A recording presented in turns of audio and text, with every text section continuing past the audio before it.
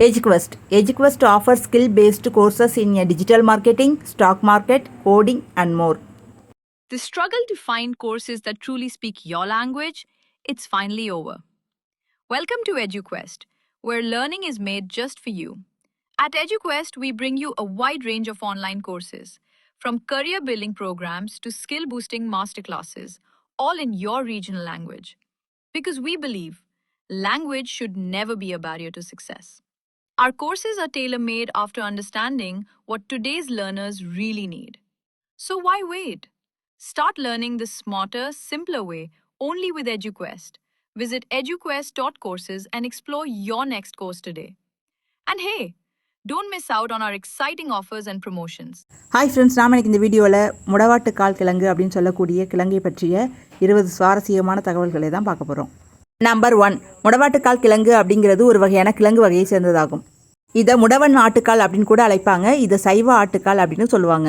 Number 2, முடவாட்டுக்கால் கிழங்கு மூட்டு வலியை தீர்க்கிறதுல ரொம்பவே முக்கியத்துவம் பெறுகிறது. ஏற்கனவே வலி இருக்கிறவங்க அதை சூப்பு வச்சு சாப்பிடும்போது அந்த வலி ரொம்பவே சீக்கிரமாக குறையுது.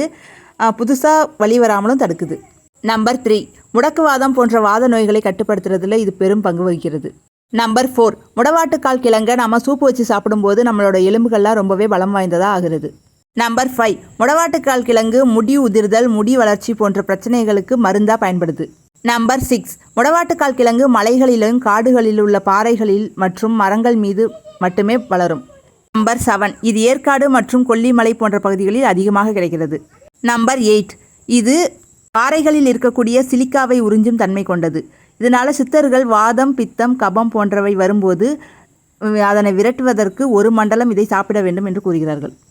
நம்பர் 9, மலைவாசிகள் இதை பல காலமாக பயன்படுத்தி வருகின்றனர். இதை ஒரு சாக்கு துணியில் சுற்றி அது மேலே மணலை கொட்டி நாம் பாதுகாக்கும் போது இது 6 மாதம் வரைக்கும் கெடாமல் இருக்குது. இது இப்படி பக்குவப்படுத்தி நம்ம 6 மாதம் வரைக்கும் சமைச்சு சாப்பிடலாம். நம்பர் 10, முடவாட்டுக்கால் கிழங்கு ஒரே இடத்தில் முடங்கியவர்களையும் இயக்க செய்யும் அருமருந்து என்று சொல்லப்படுகிறது. நம்பர் 11, இது ஆட்டுக்கால் போன்று மேல்புறம் நார்கள் கொண்டிருப்பதால் சைவ ஆட்டுக்கால் என்றும் அழைக்கப்படுகிறது. நம்பர் 12, முடவாட்டுக்கால் கிழங்கு சூப்பு மற்றும் சட்னி, துவையல் இப்படி பல வகையில் செஞ்சு நம்ம சாப்பிடலாம். நம்பர் 13, நாள்பட்ட மூட்டு வலி அல்லது உடலில் எங்கு வலி இருந்தாலும் அந்த வலியை மேலும் தீவிரமாக்காமல் தடுக்க இந்த சூப் உதவும். இதை உணவாக நம்ம சாப்பிடும்போது நமக்கு எந்த விதமான பக்க விளைவுகளும் வரப்போறதில்லை. நம்பர் 13, இன்று இளம் வயதிலேயே மூட்டு வலியை எதிர்கொள்பவர்கள் ஆரம்ப காலத்திலேயே கவனித்து முடவாட்டுக்கால் கிழங்கு சூப்பு எடுத்துக்கொள்வதன் மூலம் மூட்டு வலி வராமல் தடுக்க முடியும். நம்பர் 14, இந்த சூப் கடுமையான மூட்டு வலி, முழங்கால் வலி, குதிகால் வலி, கெண்டைக்கால் சதை இழுத்தல், உடலில் உண்டாகும் வலி, அசதி, தசைப்பிடிப்பு போன்ற அனைத்துமே சரியாகும். நம்பர் 15, முடவாட்டுக்கால் கிழங்கு எலும்பு அடர்த்தி நோயை தடுக்கும் திறன் கொண்டிருப்பதாக மருத்துவ ஆய்வுகள் தெரிவிப்பது குறிப்பிடத்தக்கது. நம்பர் 16, குழந்தைகளுக்கு வாதம் தாக்கினால் இந்த கிழங்கு போட்டு கொதிக்க வைத்து நீரில் குளிக்க வைத்தால் வாத நோய் குணமாகும். கழுத்து வலி, தோள்பட்டை வலி, முதுகு வலி போன்றவையும் குணப்படுத்தும்.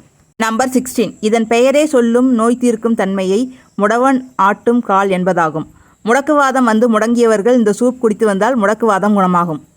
நம்பர் 17, முடவாட்டுக்கால் ஆட்டுக்கால் போன்று இருக்கும். இதை நன்றாக கழுவி மேல் தோலில் இருக்கும் ரோமங்களையும் அதன் புறணியையும் நீக்கி சுத்தம் செய்யவும். பிறகு சிறு துண்டுகளாக வெட்டி கொள்ளவும். நம்பர் 18, முடவாட்டுக்கால் துண்டுகளாக சாப்பிட பிடிக்காதவர்கள் தோலை நீக்கி நன்றாக மைய அரைத்தும் பயன்படுத்தலாம்.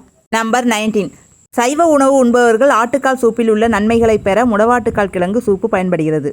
நம்பர் 20, முடவாட்டுக்கால் கிழங்கு நமக்கு ஏராளமான நன்மைகளை கொடுத்தாலும் கூட அதில் இருக்கக்கூடிய ஃபைபர் அதிகமாக எடுத்துக்கும் போது நமக்கு வயிற்றுப்போக்கு உண்டாக்கலாம். அது மட்டும் இல்லாமல் அந்த ஃபைபரானது நம்ம வயிற்று பகுதியில் அதிகப்படியான வாயுவை உண்டாக்கக்கூடும்.